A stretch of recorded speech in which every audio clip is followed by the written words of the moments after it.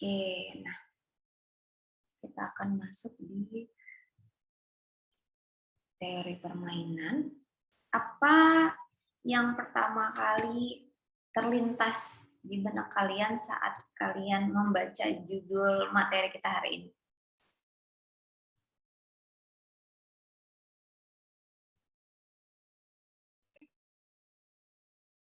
Kalau dilihat dari gambarnya, ada catur kayaknya ya. Terus ada bola. Terus ada juga apa nih? Buat main PS. Kira-kira apa yang terlintas di benak kalian tentang teori permainan?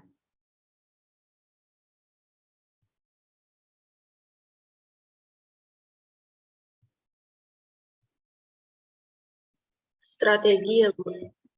Ya, di dalam permainan, suatu permainan kayak kita misalnya main catur aja misalnya, kita membentukkan strategi supaya kita menang gitu ya.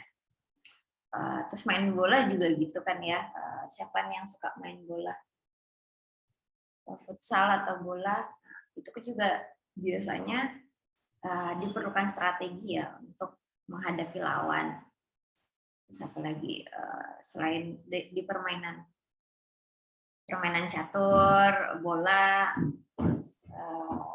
di bisnis juga seperti itu, politik juga melibatkan permainan-permainan atau apa ya, yang seperti Nadia tadi bilang ada strategi-strategi yang perlu dilakukan gitu ya. Oke. Nah, jadi materi-materi kita sebelumnya itu kan kita mempelajari bagaimana caranya kita membuat keputusan yang tanpa memperdulikan keputusan kita itu akan mempunyai efek apa kepada pihak lain ataupun sebaliknya. Misalnya pihak lain melakukan suatu strategi atau memutuskan sesuatu gitu, efeknya ke kita tidak hiraukan. Hanya kayak kemarin kan mencari minimum cost flow nih, mana yang paling minimum biayanya untuk dari sumber ke tujuan. Atau misalnya kita kemarin juga belajar maksimum flow. Itu kan kita mencari solusinya, solusi optimal tanpa kita melibatkan pihak-pihak lain atau keputusan yang kita ambil itu kita tidak pertimbangkan akankah mempunyai efek kepada pihak lain. Nah, namun banyak juga hal-hal yang itu perlu melibatkan dua atau lebih pembuat keputusan atau decision maker. Seperti misalnya di suatu situasi bisnis misalnya gitu ya. Maka pengambilan keputusan dari pihak A itu bisa jadi akan berpengaruh pada si pembisnis B-nya. Bisa jadi menguntungkan, bisa jadi merugikan. Contohnya mungkin yang paling sering tuh ini ya, makanan cepat saji, McDonald's sama KFC. Kan mereka kadang punya apa ya, strategi pemasarannya tersendiri ya. Ada McD ngeluarin menu baru gitu kayak kemarin apa ya yang rasa-rasa pizza apa ya kalau nggak salah. Terus KFC suka misalnya promo 60.000 dapat berapa ayam misalnya gitu ya.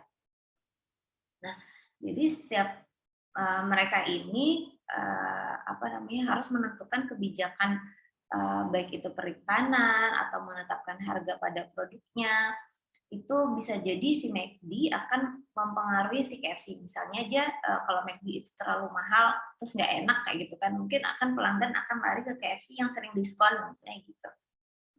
Nah, jadi akan saling berpengaruh. Contohnya lagi apa ya?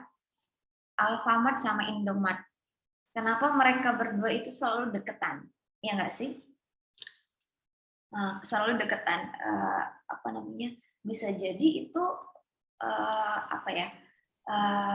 merupakan kelemahan bagi yang lainnya atau justru malah kelebihan bagi yang lainnya. Misalnya kadang Alfamart itu lebih sering diskonnya dibanding Indomart atau lebih banyak variasi diskonnya dibanding kalau di Indomart. Tapi misalnya Indomart punya suatu unggulan yang di Alfamart nggak ada gitu. Itu jadi persaingan bisnis ya. Oke, nah persaingan itu kan muncul sebenarnya dari konflik ya, mulainya dari konflik. Konflik itu berkembang seiring munculnya peradaban manusia. Pertama kali mungkin saat konflik itu ada, mungkin kalau bagian Muslim anaknya Adam yang berebut jodoh waktu itu kan ya. Nah itu juga merupakan konflik. Nah, kenapa sih konflik itu muncul antara individu satu dan individu lainnya ataupun kelompok?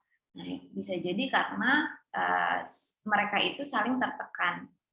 Nah, maka muncullah konflik. Konflik ini jenisnya macam-macam ya. Nah, oleh karena itu bagi mereka yang terlibat konflik, mereka pasti membuat atau merancang suatu cara atau strategi untuk menyelesaikan konflik tersebut.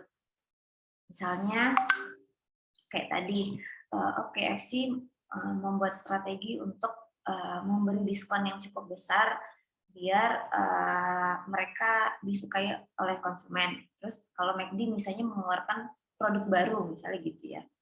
Mereka punya cara tersendiri. Nah, jadi ini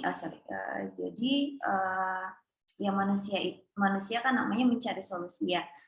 Mencari solusi untuk menyelesaikan konflik yang ada di antara mereka. Ini tentunya konflik ini bisa melibatkan dua atau lebih kelompok ataupun individu. Nah, kalau di dunia usaha kan itu sangat kompetitif ya, kayak tadi kita bahas ada McD, KFC, terus ada Indomart, Alfamart, terus yang lainnya juga ya. Nah, jadi seorang eksekutif di suatu perusahaan itu harus mempelajari dan juga memperkirakan, oh kira-kira kompetitor ini akan menjalankan apa ya, dan kita harus siap kayak gitu. Nah, jadi harus bisa melakukan perhitungan-perhitungan. Nah, misalnya yang kayak gini lah ya, bisa jadi kompetitifnya itu misalnya antara sama pencari kerja, jadi gitu. Terus bisnis competition seperti tadi udah kita bahas, pun masalah percintaan. Nah, ini juga ya berkompetisi ceritanya. Nah, siapa yang lebih baik gitu ya, juga ya. Oke.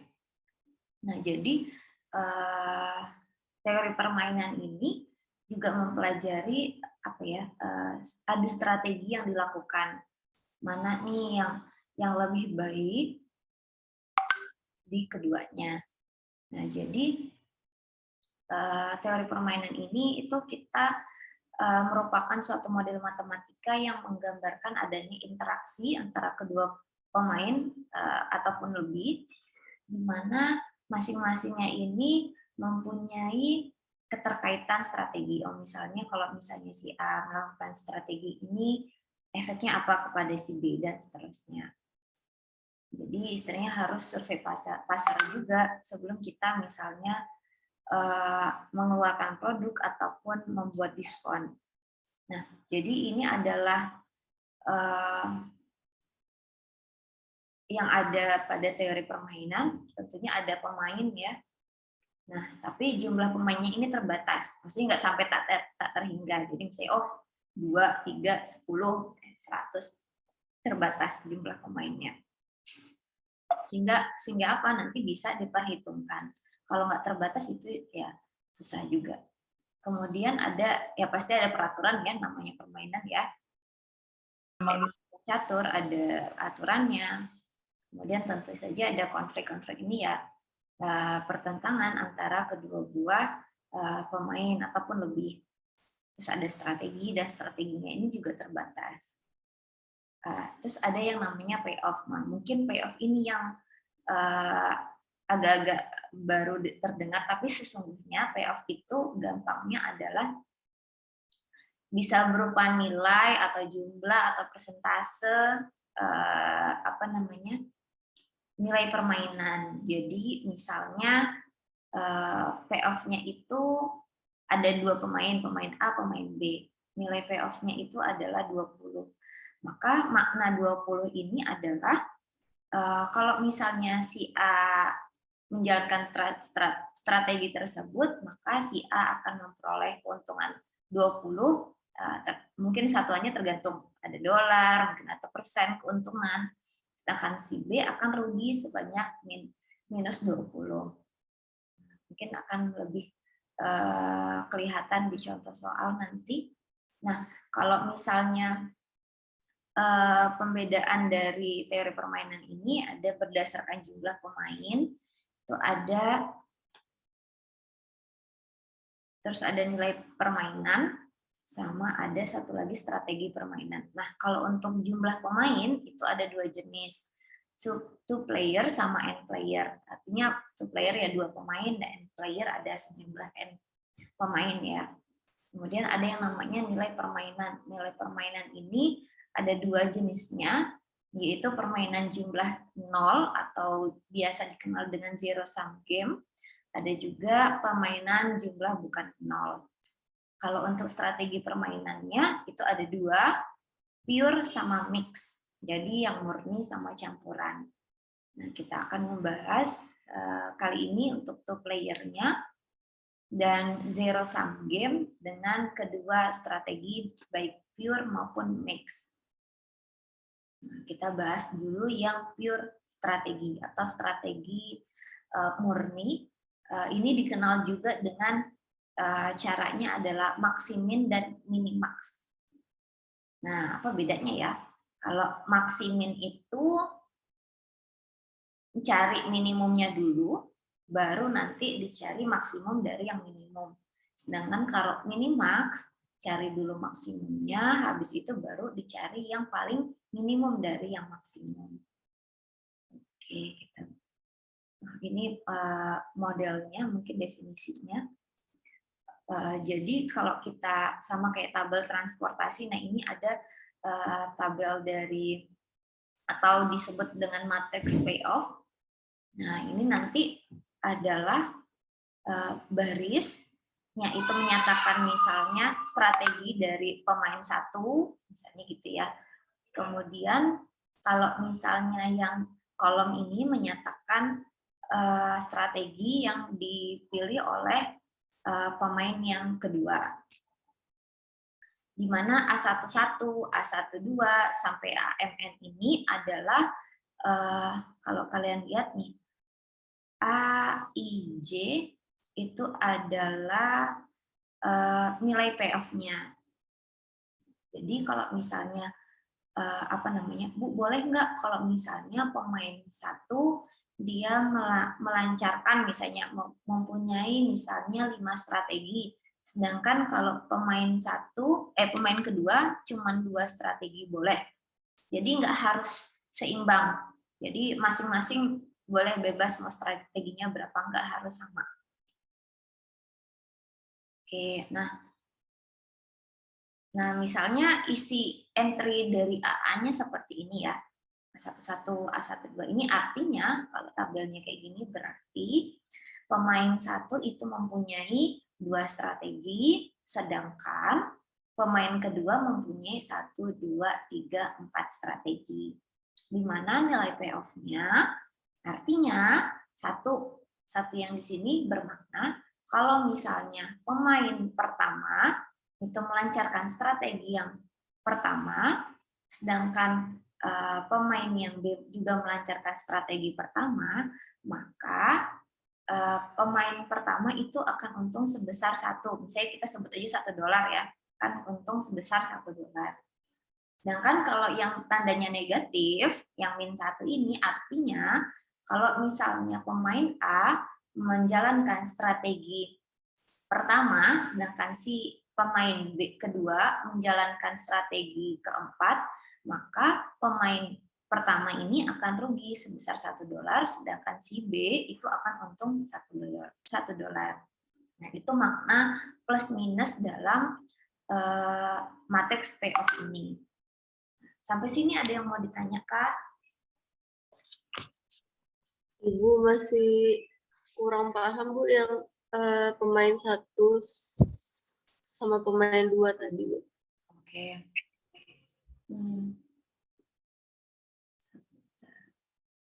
Oke, ini kan kita sebut saja pemain 1. Pemain 1 ini punya strategi sebanyak M strategi. Nah, untuk kolom itu kita adalah pemain keduanya. Pemain kedua tentunya punya strategi juga sebanyak N. Nah, boleh nggak, Bu, M sama N-nya itu berbeda? Boleh. Seperti ini contohnya ya. Jadi masing-masing pemain 1 dan 2 mereka punya strategi masing-masing. Jadi kalau pemain 1 itu ditulisnya dalam bentuk baris, sedangkan pemain 2 dalam bentuk kolom. Nah, nilai-nilai entry-entry A11, A12 dan seterusnya itu apa? Itu adalah namanya nilai payoff. Nilai payoff itu apa? Nah, contohnya ini tadi. Kalau misalnya saya ambil contohnya ini ya. Oke, misalnya ini pemain nah, ini strategi 1, ini strategi 2. Ini 1, 2, 3. Ini pemain B. Nah, 2 yang saya merahin ini itu maknanya adalah kalau misalnya pemain A itu menjalankan strategi yang kedua, sedangkan si B menjalankan strategi yang pertama, maka si A akan memperoleh keuntungan sebesar $2, misalnya gitu. Ini bisa bermakna dolar, bisa bermakna persen, misalnya menaikkan profitnya 2%, atau misalnya apa ya, tergantung dari kasus lah intinya kalau yang satuannya ya. Tapi maknanya seperti itu. Jadi kalau yang positif, itu artinya menambah keuntungan si pemain A. Tetapi kalau tandanya negatif, kayak misalnya yang min 2 ini, maka artinya saat A menjalankan strategi kedua dan si B menjalankan strategi ketiga, maka si A akan rugi sebesar $2, sedangkan si B akan untung sebesar $2. Nah, gitu kira-kira. Gimana, Nat? Paham, Bu. Terima kasih, Bu. Yang lain ada yang mau ditanya sebelum kita bahas metodenya? Konsep ininya dulu, ini matriks payoff namanya. Nah, oke, mudah-mudahan nggak ada. Ini karena dari 2% zero sum game ya, jadi apa namanya? Kenapa disebut zero sum 2%? Ya dua orang. Terus kenapa disebut zero sum game? Nah, karena kalau misalnya min 2 ini tadi kan berarti A-nya rugi 2 masuk ke B. Nah, jadi totalnya dari untuk mereka berdua ini adalah 0 kayak gitu. Makanya jumlahnya disebut zero sum game. Oke. Nah, ini tadi penjelasan yang saya jabarkan.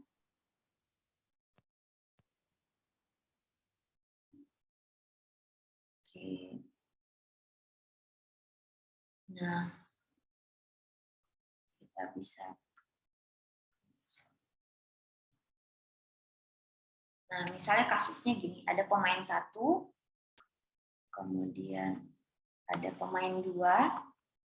Nah, pemain 1 ini dia bingung, dia punya strategi. Yang pertama, dia pengen ngeluarin produk baru atau endorse selebgram, atau satu lagi menambah volume produknya. Sedangkan si pemain kedua, dia mempunyai strategi mengubah kemasan, mengeluarkan produk baru, atau kasih hadiah liburan. Nah, ini jadi mereka ingin memperhitungkan nilai permainannya apabila seperti ini kasusnya. Nah, jadi ini namanya two player karena ini dua pemain, zero sum game. Oke.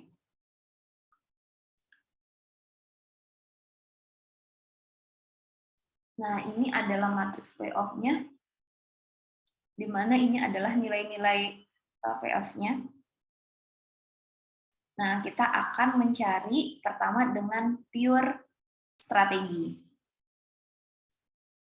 Jadi nilainya ini biasanya diberikan atau kalau misalnya kalian memang terjun di lapangan, ya ini berarti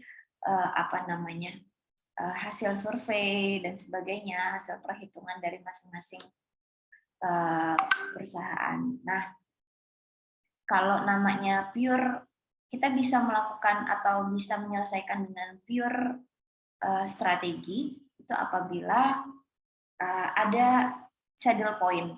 Saddle point mungkin kalian udah sering dengar ya, saddle point itu titik keseimbangannya ya. Nah, jadi dikatakan atau bisa diselesaikan dengan pure strategi itu apabila terdapat saddle point. Saddle point itu apa? Nah, pertama kita cek dulu minimax dan juga maximin dari si tabel. Oke, pertama saya mau ngisi yang si minimum dulu ya. Jadi pada setiap baris saya cari yang paling minimumnya. Oke. Nah, dapat ini minimumnya di tiap baris. Kalau kita lihat yang paling kecil dari baris A1 itu adalah 25. Saya tulis 25. Dari baris A2 itu yang paling kecilnya adalah 45 dan di baris A3 itu ada 40. Nah, kemudian untuk kolom, pilihlah baris yang nilai entry-nya paling besar atau maksimum. Jadi masing-masing kolom dipilih di setiap baris yang paling besar. Jadi pilih ini dapatnya 58, yang untuk B2 paling besar itu 45, kemudian yang di B3 paling besar 55. Sampai sini oke? Oke, jadi untuk baris ya, saya ulangi lagi, untuk baris dipilihnya itu yang minimum, untuk kolom pilihnya yang maksimum. Selanjutnya apa, Bu? Nah, ini kita melibatkan minimax dan maksimin. Jadi dari baris yang tadi kita peroleh nilai minimumnya, kita cari yang paling besar. Nah, yaitu 45 dan ini adalah maksimin kita, nilai maksimin kita. Kenapa maksimin itu maksimum dari minimum ya. Jadi yang paling besar dari nilai minimum yang kita peroleh. Kemudian untuk yang kolom tadi kan kita nyarinya maksimum. Nah, selanjutnya kita cari yang paling kecil dari yang paling maksimum. Kita peroleh 45 juga kebetulan di sini ya.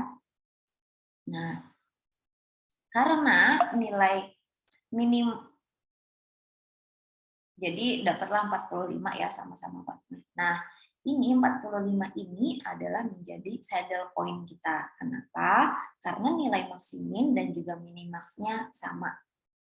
Nah, karena sama, artinya dia punya saddle point. Dan kita bisa menyelesaikan dengan menggunakan pure strategi. Nah, terus kesimpulannya apa? Bisa kita langsung simpulkan bahwa pemain satu ini kan yang 45 di sini ya, berarti pemain satu itu akan melakukan strategi yang kedua yaitu endorse telegram, kemudian pemain kedua itu akan melakukan strategi B2 yaitu mengeluarkan produk baru. Nah, kemudian selanjutnya yang perlu kita tahu adalah nilai permainan. Nilai permainannya adalah ya si payoff tadi. Artinya jika melakukan ini keduanya, pemain satu melakukan A2, pemain dua melakukan B2, maka pemain satu akan untung sebesar 45, sedangkan pemain dua akan rugi sebesar 45. Ini itu adalah istilahnya apa ya, yang terbaik yang bisa dilakukan. Kalau misalnya pemain satu mungkin semaksimalnya yang dia bisa dapat tuh segitu, sedangkan untuk pemain kedua dia rugi yang paling kecil dibanding dia kalau misalnya melakukan yang lain, strategi yang lain. Ini adalah saddle point-nya. Jadi titik aman kedua buah perusahaan. Oke, nah ini untuk pure strategi. Ada yang mau ditanya sebelum saya lanjut ke mix? Kayaknya ini masih gampang ya, pure. Oke, ingat yang maksimin sama minimax ya, jangan ketukar. Nah, kemudian ada kasus yang misalnya bukan termasuk dalam pure strategi, atau pas kita cari minimax sama maksiminnya ternyata tidak sama, berarti itu nggak bisa kita pakai pure ya. Nah, contohnya seperti ini. Apa namanya? Ada pemainnya, ada 2 pemain, masing-masing punya 2 strategi. Nah, kalau kalian lihat ini minimum dari masing-masing barisnya 7 dan 5, dan maksimum dari kolomnya adalah 9 dan 11. Berarti minimumnya kalau ini adalah 7, maksiminnya, kemudian untuk yang di bawah minimaxnya adalah 9. Nah, karena tidak sama nilainya antara maksimin dan juga minimax, maka kita nggak punya saddle point. Nah, artinya yang bisa kita lakukan adalah dengan strategi campuran. Nah, strategi campuran itu seperti apa? Nah, caranya karena campur, jadi dia bisa mengkombinasikan lebih dari satu strategi. Kalau yang tadi, yang pure, dia cuma masing-masing pemain hanya melakukan satu strategi aja. Tapi kalau mix, misalnya pemain satu, aku mau dia bisa berarti melakukan setengah A1, setengah A2, misalnya gampangnya gitu. Si B misalnya dia mau melakukan sepertiga B1 dan 2/3-nya B2. Nah, itu namanya mix. Jadi dia mencampur dari kedua strategi yang ada. Ini kebetulan ada 2 strategi. Nah, pertama kita mencari dulu namanya oddmans. Jadi dibuat kolom dan juga baris baru. Kalau tadi kan minimum sama maksimum. Kita buat oddmans. Oddmans itu apa?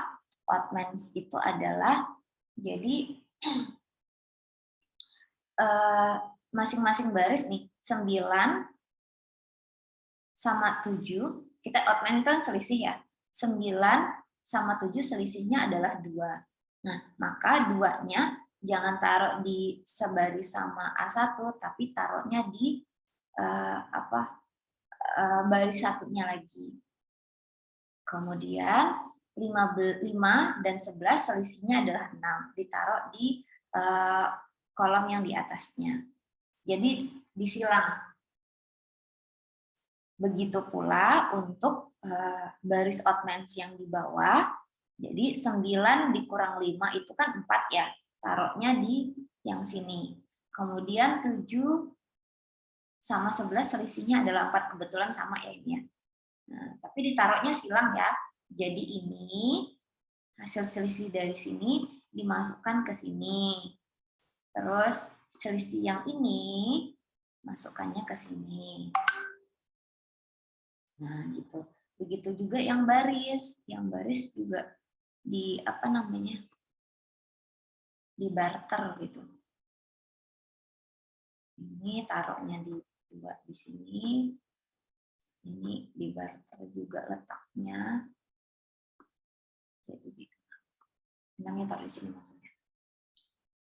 Jangan lihat dulu yang P1, P2, P1 ini dulu ya. Lihat yang di tabel dulu.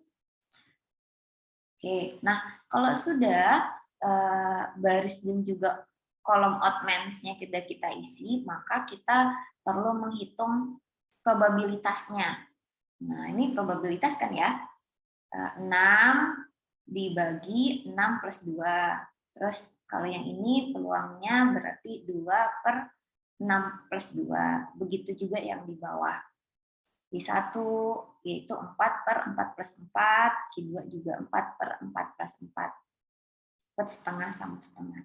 Sampai sini ada yang mau ditanya, Mbak? Ibu, kalau itu kan 2 baris 2 kolom. Kalau lebih dari 2 baris dan 2 kolom gimana, Bu?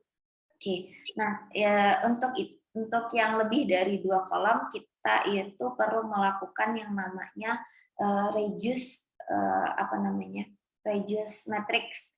Jadi perlu ada kolom dan juga baris yang dikurangi sehingga nantinya jadi 2, sama kayak bukan sama kayak OBE sih, tapi ada yang kita hilangkan. Nah, itu ada di contoh selanjutnya.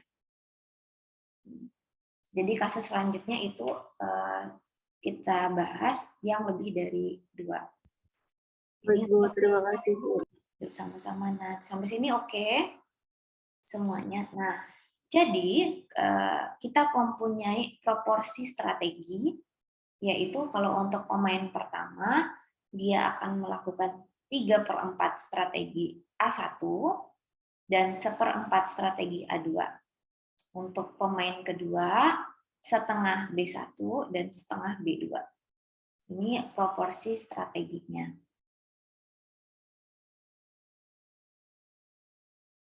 Nah, kalau kita sudah bicara persentase masing-masingnya, strategi karena ini mix ya, karena dicampur jadinya ya. Nah, tentunya kita perlu menghitung nilai permainannya.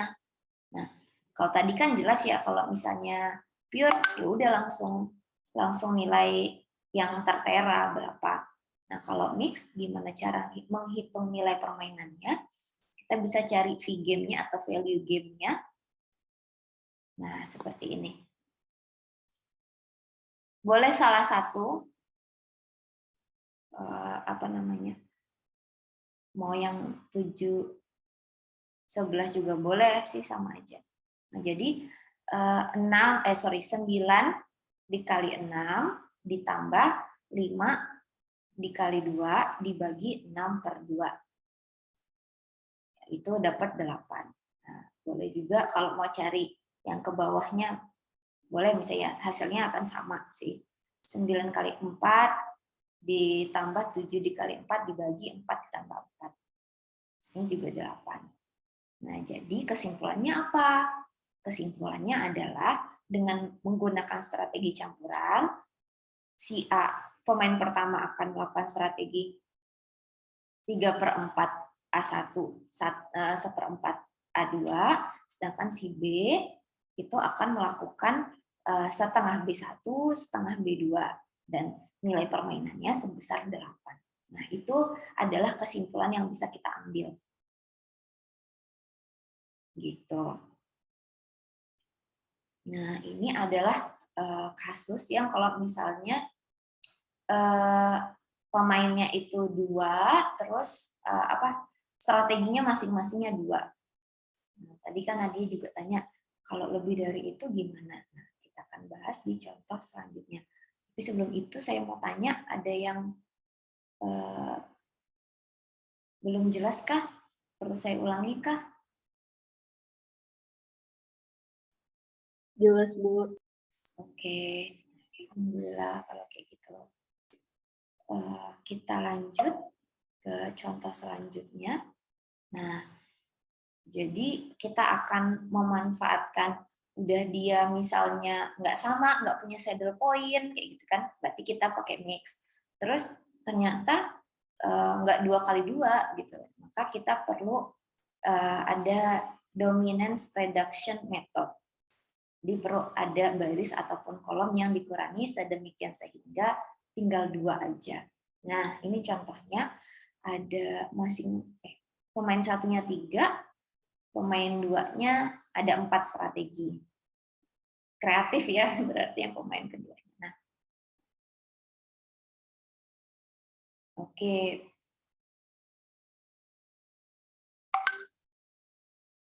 Nah, yang kita lakukan adalah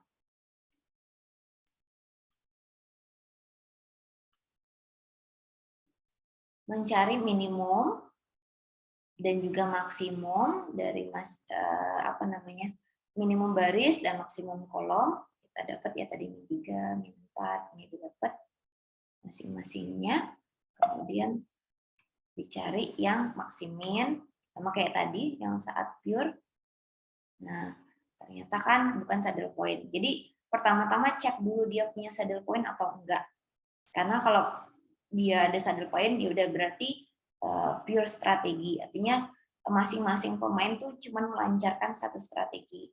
Nah, karena nggak sama, oh berarti ini mix nih. Lanjutnya.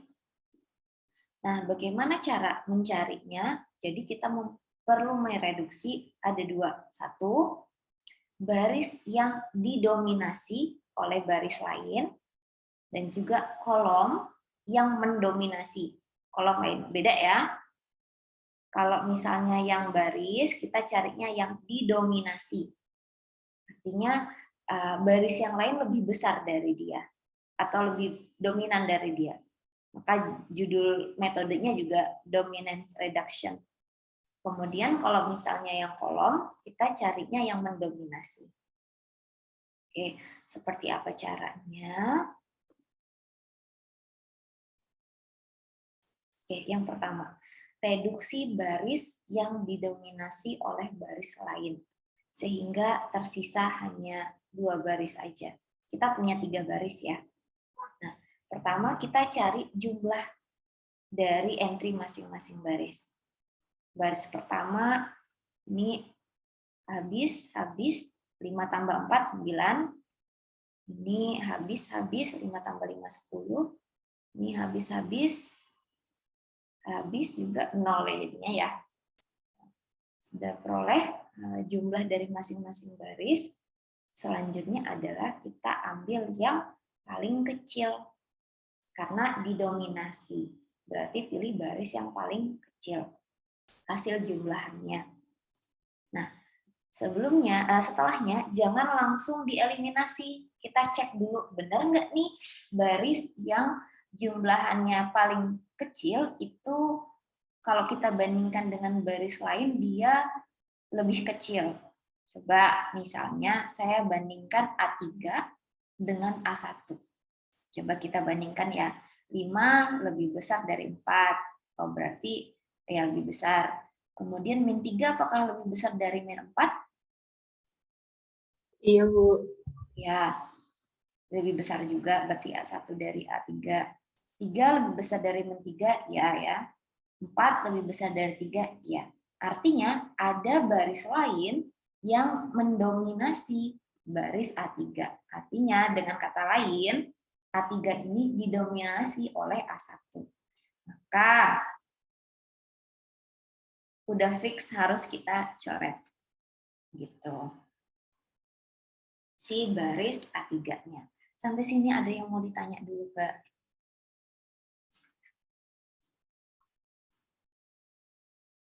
Saya ulangin lagi ya. Jadi untuk dominance reduction method ini kita pergunakan itu apabila kita ketahui bahwa hanya bisa kita lakukan mix strategi karena tidak ada saddle point, jadi harus pakai mix. Terus kemudian baris dan kolomnya itu jumlahnya tidak 2x2 matriksnya ya, matriksnya tidak 2x2, maka kita harus ada yang dieliminasi. Nah, bagaimana caranya mengeliminasi ataupun mereduksi baris dan kolom? Ada dua caranya. Untuk baris, kita mereduksi baris yang didominasi oleh baris lainnya. Nah, kalau caranya adalah kita cek jumlah dari masing-masing baris, sudah kita cari jumlahnya, kemudian kita pilih yang paling kecil. Nah, kebetulan di sini 0 yang paling kecil, nah tapi jangan langsung dicoret. Coba kita cek dulu, benar nggak dia itu didominasi oleh, terserah mau A1 boleh, mau A2 boleh. Kalau kita lihat, kalau dibandingin sama A2 kan enggak ya, enggak didominasi ya si A3-nya. Kita coba bandingkan dengan baris yang lainnya. Coba kita bandingkan dengan A1. Oh iya loh, ternyata setiap entry di baris A1 itu lebih besar atau mendominasi entry baris A3. Maka A3 kita coret atau kita reduksi. Sehingga tinggallah A1 dan A2.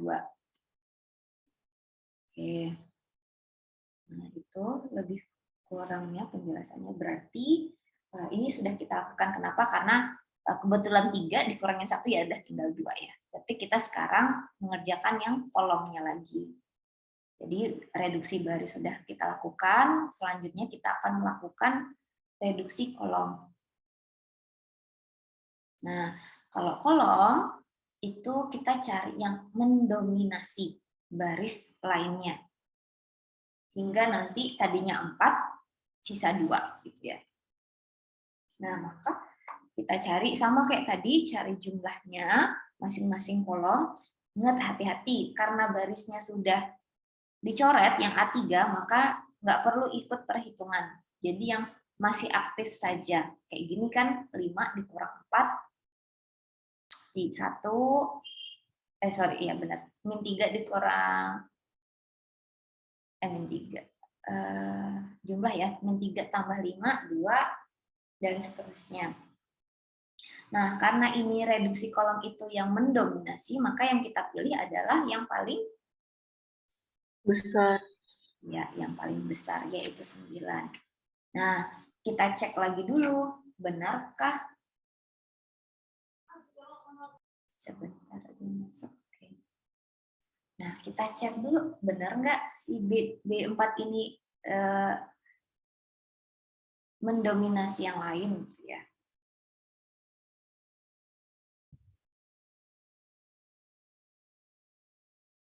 Oke, kita coba bandingkan dia dengan apa namanya?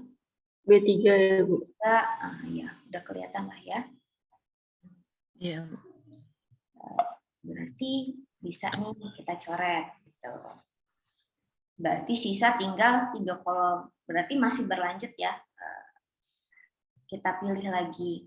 Selanjutnya yang kedua terbesar adalah, ini kan udah nggak ada lagi ya, berarti kita bandingnya 1, 2, sama 7. Yang paling besar adalah si 7. 7.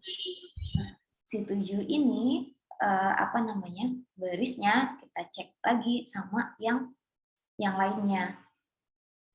Kalau sama yang B2, yang pas ini dia lebih besar, tapi pas yang ini enggak ya. Coba kita cek lagi sama yang B1.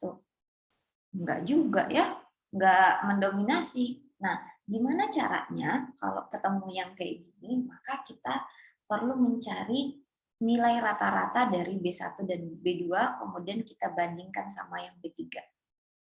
Nah, jadi gini, kita cari rata-rata B1 dan B2-nya. Cara rata-rata gampang lah ya. 5 ditambah 3, min 3, sorry, terus dibagi 2, cari rata-ratanya. Kalau misalnya ada 3, ya bagi 3 gitu lah ya. Nah, cari rata-ratanya tersisa. Nah, setelah kita lihat, ya kita peroleh hasil rata-ratanya 1 dan setengah. Kita bandingkan sama si kolom B3. Oh, ternyata lebih kecil dibanding apa namanya, B3, maka B3 ini bisa kita coret. Nah, gitu. Jadi jangan putus asa dulu kalau pas ngeliat, kok ini ada yang udah kecil duluan, lebih besar, lebih kecil, gimana sih? Atau salah soal misalnya. Jadi cek dulu rata-ratanya.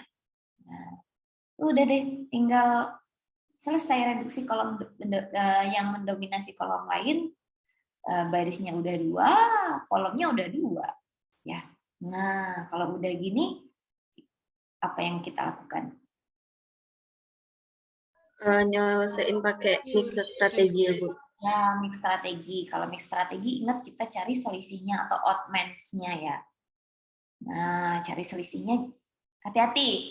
Ini takutnya ketukar. Jadi, selisihnya kan 5 dikurang minus 3 berarti ya, yaitu hasilnya 8. Ingat taruhnya di baris persilangannya ya. Nah, terus min 4 dikurang min 4 dikurang 5 dikurang min 4 ya gitulah. Ini mutlaknya aja sih kan odd-man selisih ya. Jadi selalu positif memang. Ini dapatnya 9. Jadi di barter ya posisinya. Jangan lupa Ini taruhnya di sini. Begitu pula yang kolom. Nah, kalau udah, biasa kita cari, kayak tadi, cari peluang masing-masingnya. Nah, cari peluang masing-masingnya, 9/9/8, dan seterusnya.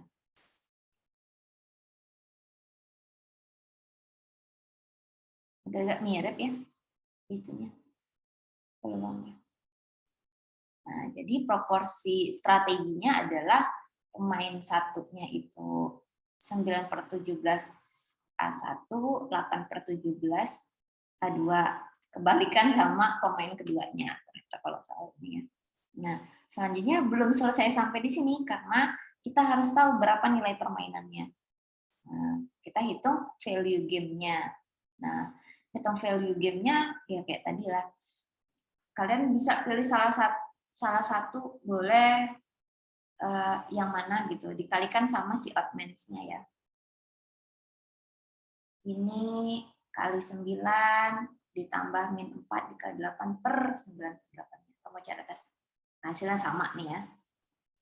Jadi kesimpulannya, strategis campuran, pemain satu itu melakukan strategi 9/17-nya strategi A1, 8/17-nya strategi A2, begitu pula sebaliknya dengan pemain B. Nah, nilai permainannya adalah sebesar 0,76, artinya pemain satu akan memperoleh keuntungan sebesar misalnya 0,76% apabila berlangsung strategi ini, sedangkan pemain yang kedua akan rugi sebesar 0,76% gitu. Ibu, itu dan sebaliknya apa enggak, Bu? Misalnya kalau pemain 2 ngejalanin strategi itu, pemain 1 rugi enggak, Bu? Gimana? Itu berlaku sebaliknya apa enggak, Bu? Kalau misalnya kan pemain 1 ngejalanin strategi A1, A2, pemain 2-nya rugi 0,76. Kalau misal pemain 2-nya ngelakuin strategi itu, Bu?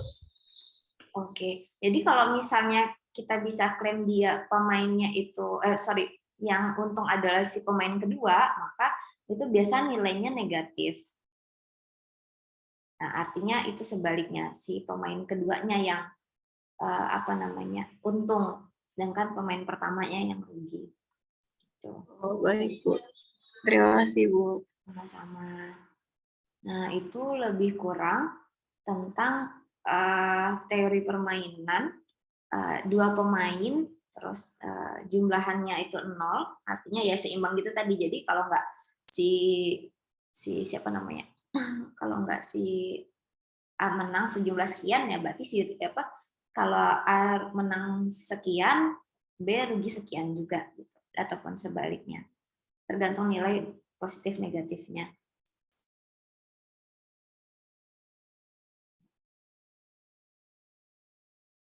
Oke.